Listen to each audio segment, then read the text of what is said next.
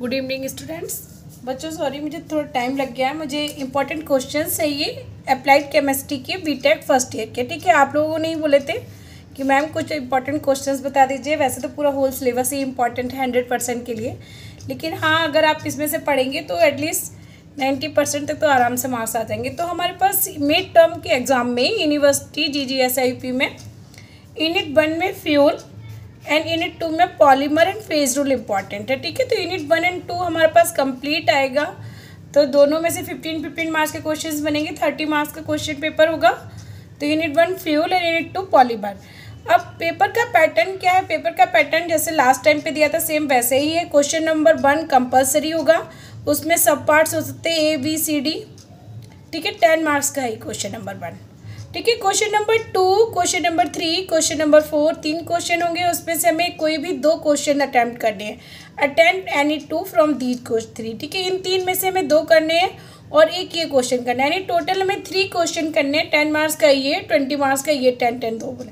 ठीक है, टोटल हमारे तो attempt 3 question and first question is compulsory. ठीक है, तो फर्स्ट क्वेश्चन कंपल्सरी है और इसमें से 2 क्वेश्चन हम कर लेंगे। तो इस तरह हमारे पास 20 + 10 30 मार्क्स का क्वेश्चन पेपर बनेगा सब्जेक्टिव में। अब इंपॉर्टेंट क्वेश्चंस ऑफ फ्यूल के इंपॉर्टेंट क्वेश्चन बच्चों क्या क्या है?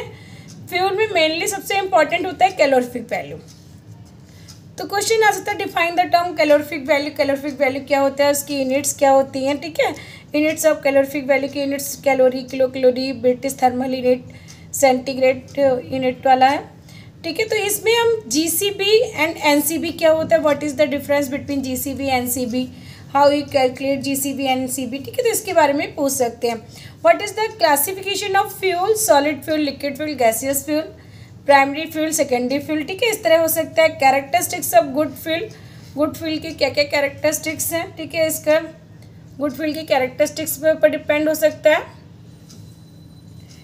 Units of calorific fuel when GCB is equal to NCB। ठीक है, GCB NCB की इक्वल कब होती है मैंने अपने नोट्स में बताया हुआ है, मेरे नोट्स आप देख सकते हैं। जब हाइड्रोजन नहीं हुआ तो GCB इक्वल टू NCB हो जाता है। कैलोरी मीटर जो होते हैं उससे हम कैलोरीफिक वैल्यू को डिटरमाइन करते हैं। तो बॉम्ब्स का GCB और NCB को कैलकुलेट करना डिफरेंट होता है और बॉयज़ का डिफरेंट है।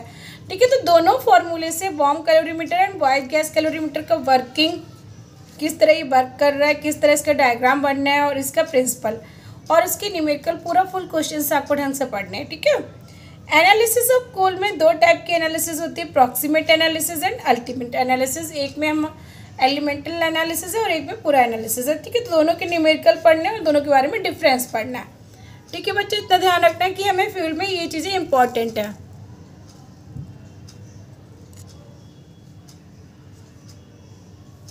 उसके बाद नेक्स्ट फ्यूल में हम क्या पढ़ेंगे?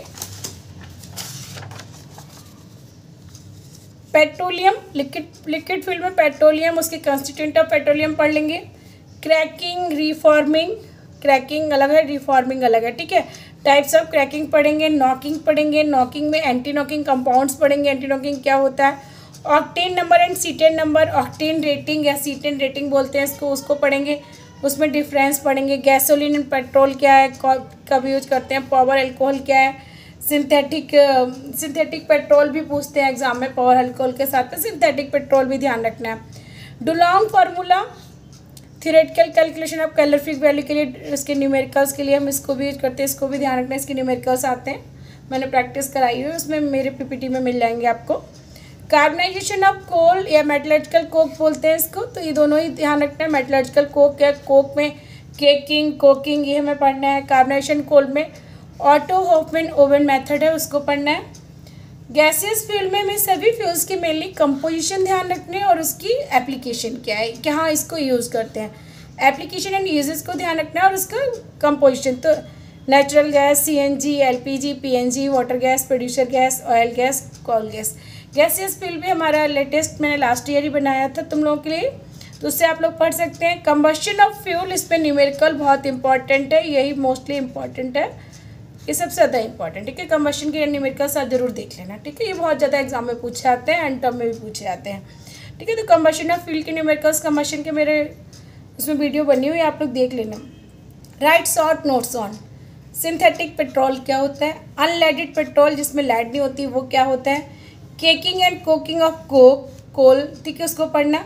ऑक्टेन नंबर, सीटेन नंबर में difference and fraction of petroleum, ठीक है। ये हमें इतना पूरा फ्यूल के बारे में पढ़ना है। ध्यान रखना बच्चों, इस चीज़ को आप रिपीट करके देख सकते हो, आपके पास अभी 2 दिन है लेकिन उसमें आराम से पढ़ सकते हो, ठीक है। नेक्स्ट हम पढ़ेंगे यूनिट 2। तो यूनिट 2 में भी हमारे पास कौन कौन से चैप्टर है? यूनिट 2 में हमारे पास फेज रूल है, ठीक है। यूनिट 2 में हमारे पास फेज रूल एंड पॉलीमर्स, ठीक है। तो हम पहले फेज रूल में सबसे पहले हम देखते हैं फेज रूल में क्या क्या पढ़ सकते हैं। डिग्री ऑफ फ्रीडम क्या होता है, शॉर्ट नोट्स आ सकता है, राइट द शॉर्ट नोट। तो शॉर्ट नोट का मतलब उसको हम डेफिनेशन देंगे, साथ में उसका एग्जाम्पल बताएंगे, ठीक है। तो डेफिनेशन के लिए हमें ध्यान रखना है उसका बिल्कुल एक्यूरेट डेफिनेशन होगी 2 या 3 लाइनों में।